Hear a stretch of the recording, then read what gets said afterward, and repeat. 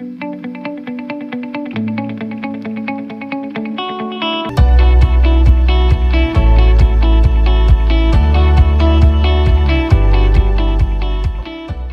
Morning students, how are you. आप सभी के एग्ज़ाम कैसे गए? ऑलमोस्ट आप सभी ने एग्ज़ाम में अपीयर हुए थे और सबका ही अच्छा गया है।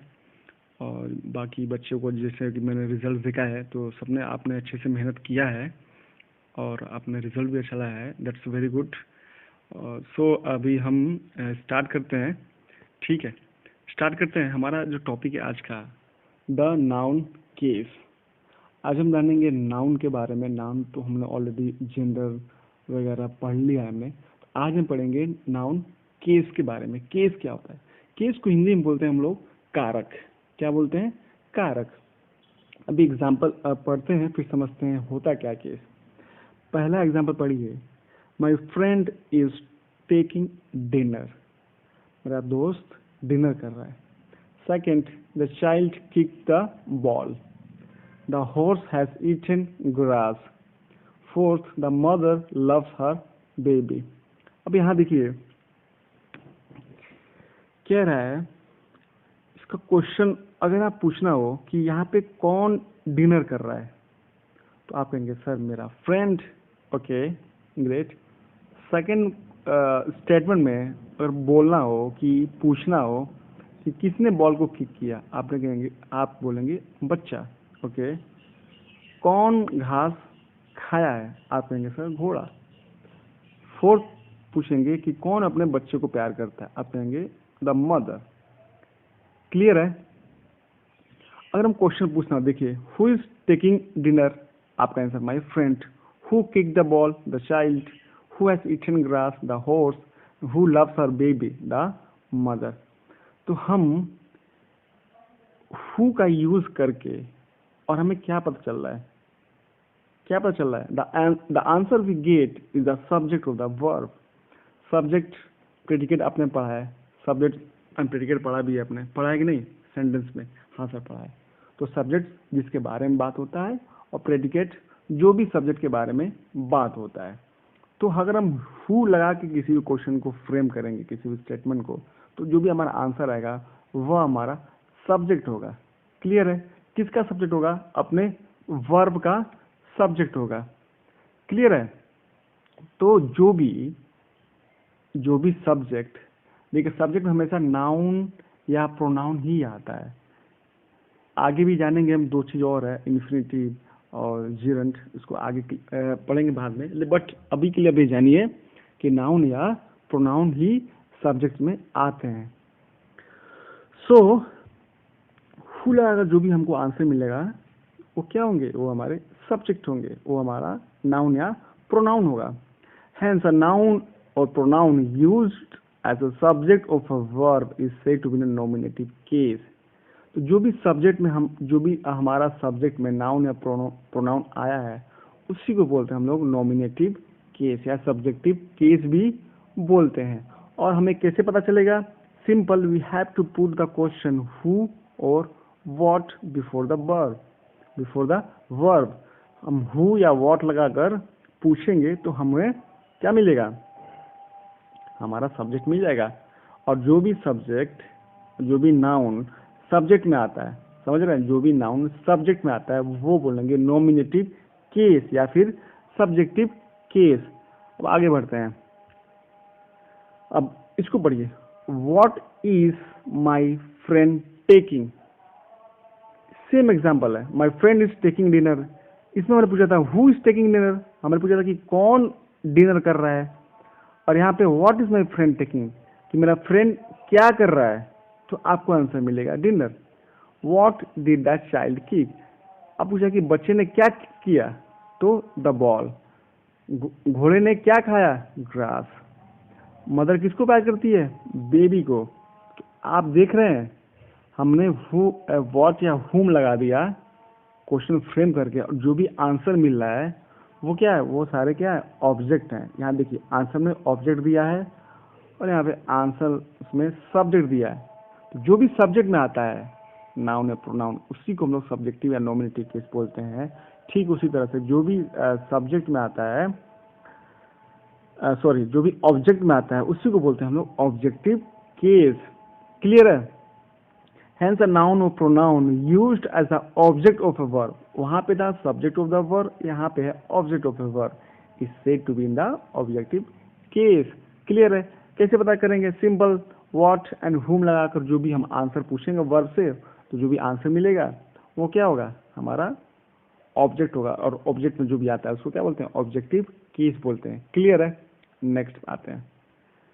The cat is in the cage. बिल्ली पिंजरे में, ठीक है। He was beaten by his mother. वो अपनी माँ से मार खाया है। अब यहाँ पे देखिए, in the above sentence cage is the object of the preposition in. अभी तो अपने पढ़ा subject, subjective case, objective case. अब यहाँ पे कह रहा है जो केज है किसका ऑब्जेक्ट है? एक प्रीपोजिशन इन का ऑब्जेक्ट है। तो एक देखिए, सब्जेक्टिव समझने की कोशिश कीजिए। सब्जेक्टिव केस में क्या था? सब्जेक्टिव केस में क्या था? वर्ब नहीं समझे? सब्जेक्टिव केस में क्या था? जो वर्ब का सब्जेक्ट था वो हो गया सब्जेक्टिव केस, और ऑब्जेक्टिव केस क्या हुआ? जो कि वर्ब का ऑब्जेक्ट आया। क्लियर है? अब यहाँ पे देखिए, कह रहा है केस जो किसका ऑब्जेक्ट है? यहाँ पे प्रेपोजिशन का ऑब्जेक्ट। तीसरे तरीके का आ रहा है कि प्रेपोजिशन का भी ऑब्जेक्ट आता है। जैसे in the cage, beaten by his mother, and mother is the object of preposition by. यहाँ देख रहे हैं, ये बाय का क्या हो गया? बाय प्रीपोजिशन है, उसका ऑब्जेक्ट हो गया क्या हमारा? मदर। तो कह रहा है हेंस अ नाउन और pronoun which is governed bye A preposition. कोई भी नाउन या प्रोनाउन जो भी प्रीपोजिशन के साथ आता है, उसके द्वारा उस पर इफेक्ट डालता है, उसी को बोलते हैं हम लोग। उसको भी हम क्या बोलते हैं? ऑब्जेक्टिव केस बोलते हैं। क्लियर है? हाँ सर क्लियर है। समझ में आ गया ना? सब्जेक्टिव और ऑब्जेक्टिव। क्लियर है? अब आता है तीसरा केस। पहले पढ़िए। Chinku's house is not very big. कह रहा है चिंकू का जो घर है वो बहुत बड़ा नहीं है। Little girl's dress is dirty. My uncle's car was stolen.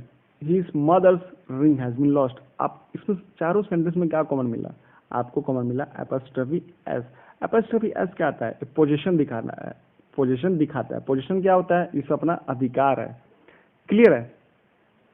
तो व्हेन अ नाउन और pronoun shows the position on anything, कह रहा है कोई भी नाउन या प्रोनाउन किसी भी ऑब्जेक्ट पे अपना पोजीशन दिखाता है, अपना अधिकार दिखाता है, तो दैट नाउन, तो वह नाउन और प्रोनाउन उसको क्या बोलते हैं? वो आता है हमारे पॉजेसिव केस में। किस में आता है? पॉजेसिव केस में आता है। समझ गए? कैसे पता चलेगा आपको? एपॉस्ट्रोफी देख के आपको पता चल जाएगा कि ये किस में है? पॉजेसिव केस में है। क्लियर है? समझ में आ गया? जैसे राम का पेन, क्या बोलेंगे? राम्स पेन। क्लियर है? अब आते हैं नेक्स्ट। कह रहा है इसको भी जरा पढ़ते हैं। The gates of the temple are open. कह रहा है gates of the temple of the the gates of the temple are open. कह रहा है कि टेम्पल का जो गेट है वो खुला है। अब यहाँ पे देखिए, गेट्स ऑफ द टेम्पल, तो टेम्पल का, तो हमने यहाँ पे सर अभी तो बोल रहे थे कि एपोस्ट्रोफी लगा के उसका मतलब का होता है, तो टेम्पल्स गेट भी तो लिख सकते हैं। अच्छा ठीक है। Few pages of the book are missing. कह रहा है पेजेस ऑफ द बुक, यहाँ पे बुक्स पेजेस भी लिख सकते हैं। Okay. One leg of his table is broken. Tables leg भी लिख सकते हैं। यहाँ पे जब का लगाना ही है तो एपोस्ट्रोफी का भी यूज कर सकते हैं। सेम यहाँ भी नहीं, हम यहाँ पे नहीं लगाएंगे। क्यों नहीं लगाएंगे? क्योंकि ये लोग नॉन लिविंग है। क्लियर हुआ? लिविंग थिंग्स में ही हम एपोस्ट्रोफी का यूज करते हैं। अगर नॉन लिविंग थिंग्स में अगर का दिखाना है या पॉजिटिव दिखाना है तो हम ऑफ का यूज करेंगे। क्लियर है? हाँ सर क्लियर है। अब कह रहा है how to form the positive case. कह रहा है पॉजिटिव केस हम कैसे बनाते हैं?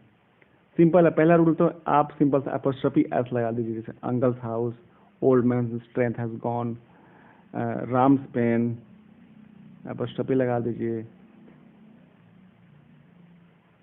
क्लियर है? सिंपल आपको एपोस्ट्रोफी एस लगाना है। एक तो ये हो गया। अब आते हैं, कह रहा only apostrophe is used with plural nouns are ending in S or giving the hissing sound. कह रहा है अभी पहला मैंने रूल क्या बोला कि अपॉस्ट्रोफी एस लगा देंगे तो हमको का पता चलेगा, रिलेशन पता चल जाएगा।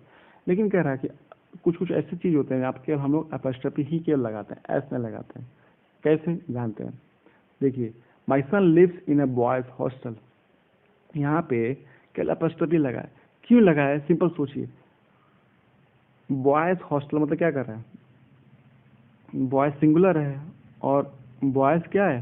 प्लूरल है। क्लियर है? तो ऐसे प्लूरल जो एस से एंड होते हैं, ऐसे प्लूरल जिसका आखिरी लेटर एस होता है, वहां पे हम सिंपल अपॉस्ट्रोफी ही लगाते हैं, क्योंकि यस तो ऑलरेडी है इसमें। समझ में आ रहा है? जैसे गर्ल का गर्ल्स हो जाएगा तो वहां भी हम अपॉस्ट्रोफी लगाएंगे, एस नहीं लगाएंगे।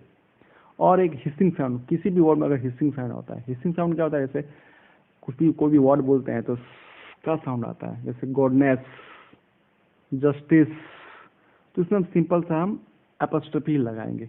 दूसरा रूल ये हो गया। थर्ड क्या है? कोई भी प्लूरल जो कि एस से एंड नहीं होता है उसमें तो हम अपॉस्ट्रोफी एस तो लगाएंगे ही लगाएंगे। जैसे चिल्ड्रन, चाइल्ड का प्लूरल क्या है? चिल्ड्रन, तो चिल्ड्रंस हो जाएगा, अपॉस्ट्रोफी एस लगाना है। वुमन का वुमेन हो जाएगा, अपॉस्ट्रोफी एस लगाएंगे। और ये कह रहा है कि apostrophe s is used with the last word in the names of titles or a noun having more than one word। कह रहा है कि ऐसा नाउन है जो कि 2 वर्ड से बना है तो उसके हम लास्ट में अपॉस्ट्रोफी लगाएंगे। किसके पे? टाइटल्स या नेम के जगह पे। जैसे द महाराजा ऑफ जयपुर, तो यहाँ पे द महाराजास नहीं लिख सकते हैं, तो Maharaja of Jaipur palace is grand. American government's order is ignored, यहाँ पे हम अमेरिकन गवर्नमेंट नहीं लिख सकते, अमेरिकन गवर्नमेंट लिखना होगा। मतलब कि हमको टाइटल में और प्लेस में अपॉस्ट्रोफी एस लगाना होगा, तब जाकर हमको उसका पोजीशन पता चलेगा। क्लियर है? अभी मैंने जैसे बोला 4 रूल तो क्लियर होगा। अब 5th रूल क्या है? अभी जैसे मैंने बोला था कि नॉन लिविंग थिंग्स में हम लोग अपॉस्ट्रोफी नहीं लगाते हैं, लेकिन कुछ केस ऐसे होते हैं जैसे हमको लगाना पड़ता है नॉन लिविंग थिंग्स में। कौन से केस होते हैं? कह रहा है apostrophe is not used lifeless object, मैंने बता दिया आपको, but when a lifeless object is personified और डिग्निफाइड। कह रहा है कोई भी ऐसे नॉन लिविंग थिंग्स जिसको हम लोग पर्सनिफाइड करते हैं, क्लियर है, उसको हम लोग उसको हम किसे कहते हैं, उसको हम तो ऐसे लिविंग थिंग की तरह दिखाते हैं तो हम अपॉस्ट्रोफी लगाते हैं। जैसे नेचर्स लॉ आर जस्टिफाइड, यहाँ पे नेचर क्या है? नॉन लिविंग थिंग है, लेकिन हम नेचर्स लॉ मतलब एक पर्सनिफाइड कर रहे हैं, उसको थोड़ा जीवित रूप में ला रहे हैं, तो हम लोग वहाँ पे अपॉस्ट्रोफी एस का यूज करेंगे। The earth treasures are immense, यहाँ पे अर्थ क्या है? नॉन लिविंग थिंग से यहाँ पे हम एस अपॉस्ट्रोफी लगा दिए क्योंकि हम इसको पर्सनिफाइड किए हैं। क्लियर है? Apostrophe as is used with a noun expressing time, space और weight। क्लियर है? जो भी टाइम को, स्पेस को, वेट को शो करेगा उसमें लगाते हैं, जैसे वीक्स में, डेज में। क्लियर? इसमें कोई परेशानी आपको नहीं होना चाहिए। और कुछ लास्ट है, apostrophe as is used to in some phrases, कुछ phrases में भी यूज होता है, जैसे for mercy sake, mercy sake, mercy sake means क्या होता है? दया मांगना होता है। एट वन फिंगर्स मीन्स क्या होता है? ये फ्रेज इसका मतलब होता है कि मतलब बाएं हाथ रखिए। At one sweets and a boat scrip. Clear है? तो हमें अभी अपॉस्ट्रोफी एस लगाते हैं। क्लियर है? हाँ सर क्लियर। तो इसको पढ़िए, एक्सरसाइज कीजिए। Bye bye, take care.